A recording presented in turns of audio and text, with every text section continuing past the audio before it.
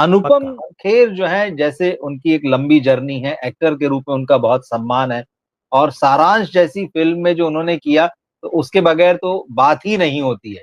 हालांकि हिंदी सिनेमा का आप इसे दुर्भाग्य कहिए कि इतने बढ़िया कलाकार को फिर वो एक इस्तेमाल नहीं कर पाता, मतलब कि आप वैसा जो है उनके लिए बार-बार रोल लिखे जाएँ या उनको हीरो बना दिया जाए, यार इतना शानदार एक्टर है। जैसे उनका एक इंटरव्यू में शायद कपिल शर्मा के ही शो में कह रहे थे कि लोगों ने मुझे कभी जवान देखा ही नहीं। बात सच है, वो 70 साल के हो गए हैं, और सारांश में उन्होंने जिस बूढ़े मास्टर का रोल किया था, वो आज तक उनको वैसे ही रोल देते आ रहे हैं। एक आप टाइपकास्ट कह सकते हैं, लेकिन उनकी रेंज एक्टिंग की इतनी ज़बरदस्त है कि उन्होंने शायद ही कोई ऐसा भाव सिनेमा में बचा होगा या कैरेक्टर बचा होगा जो नहीं निभाया उन्होंने। तो एक तो थोड़ा-सा उनकी जर्नी को आप कैसे देखते हैं, और ये क्या उनके अंकों में मैं समझना चाहूँगा, ये कौन-सी बात है? कि एक आदमी कभी जवान पर्दे पर दिखा ही नहीं, बूढ़ा दिखा और अंततः वो 70 साल का होने आया। ये कौन-सी बात थी उनके अंकों में? या उनकी बॉडी लैंग्वेज में, उनके अंग ज्योतिष में? रवि जी, जी, मेरे जीवन में, मेरे कर्म क्षेत्र में और अनुपम खेर साहब के जीवन और कर्म क्षेत्र में अद्भुत समानताएं हैं। अच्छा, जी, अद्भुत। कैसे? जी, 84 में जब फिल्म रिलीज हुई सारांश, तो अनुपम खेर साहब 29 बरस के थे। ठीक है। और मित्र जानते होंगे कि उनके लिए राजश्री प्रोडक्शन से महेश भट्ट ने लड़ाई लड़ी, क्योंकि राजश्री प्रोडक्शन बिल्कुल, की पसंद तो संजीव कुमार थे। संजीव कुमार थे। अब ठहरिए, उस समय इन्होंने रिटायर्ड स्कूल मास्टर, बूढ़े हेडमास्टर का रोल किया, और वो रोल लगभग 64-65 साल वाले आदमी का था। हाँ, तो हाँ, इनकी उम्र कितनी थी? 29 बरस। 29 साल। अब रुकिए, मैंने एक पात्रीय नाटक लिखा जो मेरे लिखे नाटकों में सबसे अधिक प्रसिद्ध हुआ। और मैं ठीक आप है। समय सभी मित्रों से निवेदन कर दूं कि हिंदी में सर्वाधिक एक पात्रीय नाटक मेरे ही हैं, और राजस्थानी जी, भाषा में एक पात्रीय नाटक शुरू ही मैंने ही किए, और सबसे ज्यादा मेरे ही है। तो मेरा एक नाटक था, उगे हुए अंधेरे झूठ नहीं बोलते। वो जवाहर कला केंद्र में, हालांकि उसका मेन रोल मैंने किया, जितनी बार हुआ एक बार को छोड़कर, जवाहर कला केंद्र में 28 अप्रैल 1998 को फ्राइडे थिएटर शुरू हुआ, तो उसमें वो रोल ठीक। मैंने किया। वो मेरी उम्र उस समय 27 बरस थी, नहीं थी, ठीक। 26 बरस, क्योंकि वो अच्छा, 28 अप्रैल की बात है, मेरा 3 जून को जन्मदिन था। तो मुझे 27वां साल भी चल रहा था, और मैंने 65 बरस के बुढ़े का रोल किया था। क्या बात!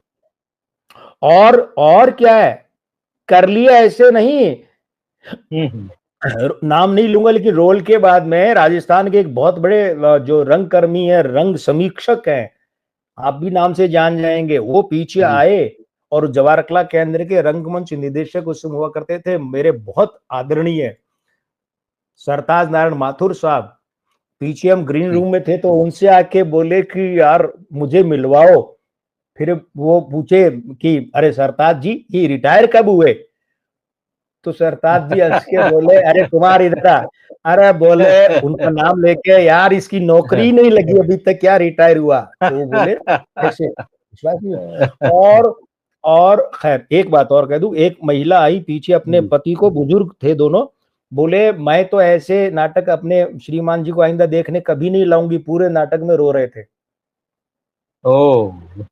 मैंने 27 बरस भी नहीं हुए थे, पौने 27 बरस की उम्र में 65 साल वाले का ठीक वैसे ही रोल किया, जैसे 65 ओके। साल वाले का रोल अनुपम खेर साहब ने 29 बरस की उम्र में किया। जी, कितनी समानताएं, क्या बात है! और चेहरे मोहरे में बिल्कुल। समानता देख ही लीजिए। जी, जी। लेकिन हाँ। मैं आपको बताऊं, मैं अनुपम खेर साहब का मुरीद हुँ, हुआ कर्मा फिल्म के उस सीन से, वो तो जिसमें ख़ैर उन्होंने हाँ। दिलीप कुमार साहब को अंडरटोन रहकर क्या टक्कर दी है। बिल्कुल, डॉक्टर सही है। डैंग, हाँ, वो जो रेंज है ना अनुपम खेर की, अच्छा उसका कारण क्या है? ज्योतिषीय कारण पर आता जी, हूं, इतनी रेंज हाँ, क्यों बंदे की?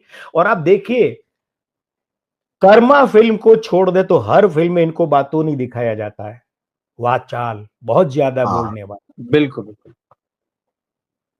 यहां सही तक है, कि सारांश में भी बहुत ज्यादा बोलते हैं। बिल्कुल। और हर बार बोलते हैं तो ओवर पिच रहता है इनका हर फिल्म में, ठीक, कर्मा के अलावा हर जी, फिल्म में। और कर्मा में इसलिए था कि अंडरटोन रहते हैं दिलीप साहब। हाँ, भाई नसीरुद्दीन शाह के साथ तो उनका इतना था नहीं ना, क्योंकि नसीरुद्दीन शाह जब भी फ्रेम में आते तो और लोग होते, तो नसीरुद्दीन शाह पूरी फिल्म में ओवर पिच थे, ये लोअर पिच थे। तो क्या होता है कि इनके अनुपम खेर साहब के 7 मार्च 1955 का जन्म है, मासांक 3 है और चलित अंक भी 3 है। ये बृहस्पति जो है, लेकिन ये बृहस्पति वाचाल क्यों गया कि क्योंकि इनका मूलांक 7 है और जन्म सोमवार को है, तो स्त्री अंक 2 और 7 है। तो एक तो ये ध्यान दीजिएगा, इतने धाकड़ अभिनेता होते, और कर्मा फिल्म में इन्होंने बाकायदा बहुत गहराई से डायलॉग डिलीवरी की है पूरी फिल्म में। खासकर जब शक्ति कपूर की एंट्री होती है और जब दारा सिंह साहब के साथ का सीन है ना, तो वो जो ब्लैक स्टार ऑर्गेनाइजेशन में जब शक्ति कपूर को शामिल करते हैं, वो जो सीन है, नारियल फुड़वाने वाला सीन है, नारियल में बम होता है, वो कहते हैं गद्दार था, तो वो जो टोन होती है ना, तो वो जो टोन है, आप ये देखिए कि उसमें भी इनकी आवाज कैसी है, पतली है, ठीक, भारी भरकम नहीं है। और हर जगह इनको ओवरटोन रखते हैं। तो आप और सभी मित्र अब इनकी फिल्में देखते समय ध्यान रखिएगा, इनकी आवाज में नोजल नाक बोलता है। हाँ, वो है ठीक स्त्री बात अंक, मूलांक 7 और सोमवार के अंक 2 और 7। ये जो चीज है। ओके, दूसरा क्या, इनके जन्म का वर्ष है, उसका अंक 2 है, वो भी स्त्री अंक है। तो इसीलिए इनके जीवन में दाम्पत्य की विचित्रता रही है, पहली शादी सफल नहीं हुई, बिल्कुल, और जिनके साथ हाँ, सफल हुई है उनकी खुद की भी पहली शादी सफल नहीं हुई, किरण जी की। और किरण जी के साथ हम प्रशंसक उस जमाने के, जब एलटीवी हुआ करता था, गाने आते थे उसमें सिर्फ, जी टीवी के जब एलटीवी, और एलटीवी पर एक टॉक शो करती थी, मैं नाम बोल रहा हूँ, किरण खेर साहिबा। जी, किरण जी अद्भुत अद्भुत। तो अब आप देखिए, लेकिन दोनों का ही पहली शादियां क्या, और दूसरा नाकाम थी, स्त्रियंक दाम्पत्य और परिवार के भी होते हैं। तो इनका परिवार, ये अच्छी बात है कि सिकंदर खेर इनका बेटा है, लेकिन वैसे देखा जाए तो इनका बेटा नहीं है।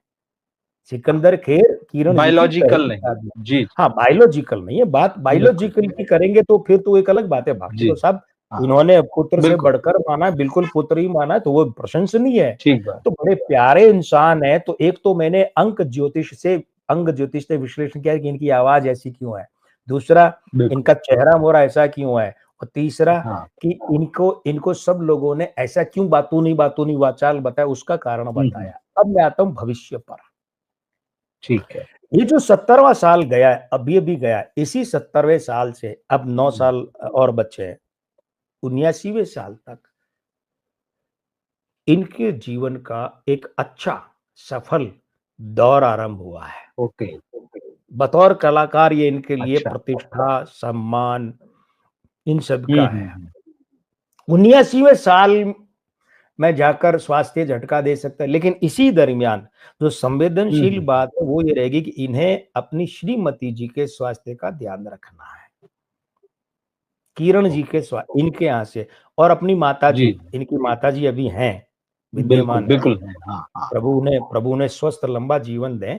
लेकिन परिवार की महिलाएं, अब राजू खेर ठीक साहब है, की शादी हो रखी है कि नहीं हो रखी है मुझे नहीं पता, है ना, ठीक इनके है, छोटे हाँ, भाई की। लेकिन बिल्कुल, परिवार की महिलाओं में खासकर अपनी माँ और अपनी पत्नी, इन दोनों के स्वास्थ्य को, और खैर अब वैसे तो देखिए इनकी माता जी उम्र दराज है, वो एक और बात है, बिल्कुल हम ठीक तो है, चाहते हैं हाँ, स्वस्थ हाँ, रहे, माँ का आशीर्वाद और रहे, तो थोड़ा वो है। बाकी बतौर कलाकार, हाँ ये हो सकता है बीच में कुछ स्वास्थ्य कारणों से कोई फिल्म छोड़ दें, है ना, वो एक और बात है। लेकिन बतौर कलाकार, क्योंकि इनके मूलांक का वर्ष 10 वर्ष का समय आरंभ हुआ, जिसमें से 9 भी शेष हैं, और इनका भाग्यांक ठीक भी है, उसके अनुकूल है। तो मुझे लगता है कि अनुपम ठीक, खेर साहब जो है लगभग 10 वर्षों के बाद जीवन के अच्छा, इस फेज में फिर से आए हैं। ठीक है, मुझे लगता है हिंदी समय सिनेमा अच्छा को हाँ, इन हाँ, मुझे जी, लगता है हिंदी सिनेमा को इन 9 वर्षों में अनुपम खेर साहब बहुत कुछ बढ़िया देंगे, अपने स्तर पर तो।